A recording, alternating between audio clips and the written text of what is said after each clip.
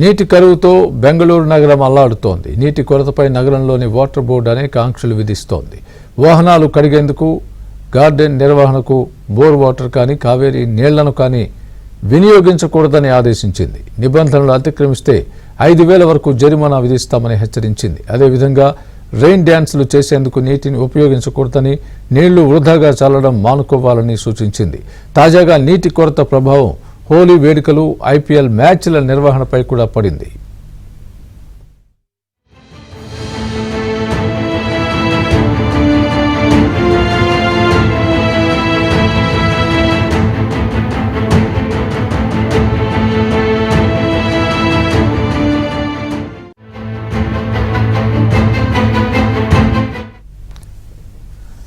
గడిచిన నెల రోజుల నుంచి నగరంలో నీటి కొరత తీవ్ర రూపం దాల్చుతోంది. ఈ ఏడాది సరైన వర్షాలు పడకపోవడంతో భూగర్భ జలాలు అడుగంటాయి.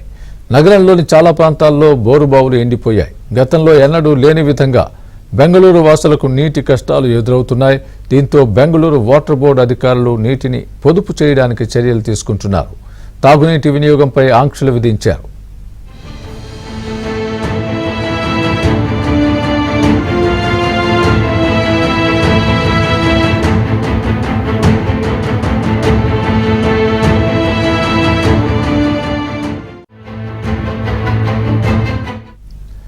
నీటి కొరతతో బెంగళూరులో IPL మ్యాచ్ల నిర్వహణ కూడా సవాలుగా మారింది. స్టేడియానికి నీటి సరఫరా విషయంలో కర్ణాటక ప్రభుత్వం కీలక నిర్ణయం తీసుకుంది. ఒక్కో మ్యాచ్ నిర్వహణకు 75,000 లీటర్ల నీళ్లు అవసరమవుతాయి. స్టేడియానికి నీళ్లు అందించేందుకు Karnataka state cricket association management board విన్నపంపై Bengaluru water supply and sewerage board కీలక నిర్ణయం తీసుకుంది. క్రికెట్ గ్రౌండ్పై నీటిని చల్లేందుకు, మరుగుదొడ్ల నిర్వహణకు వేస్ట్ వాటర్ ట్రీట్మెంట్ ప్లాంట్ నుంచి సరఫరా చేయాలని నిర్ణయించింది. దీనికోసం కబ్బన్ పార్క్ దగ్గరున్న ప్లాంట్ నుంచి నీటిని అందించనున్నారు.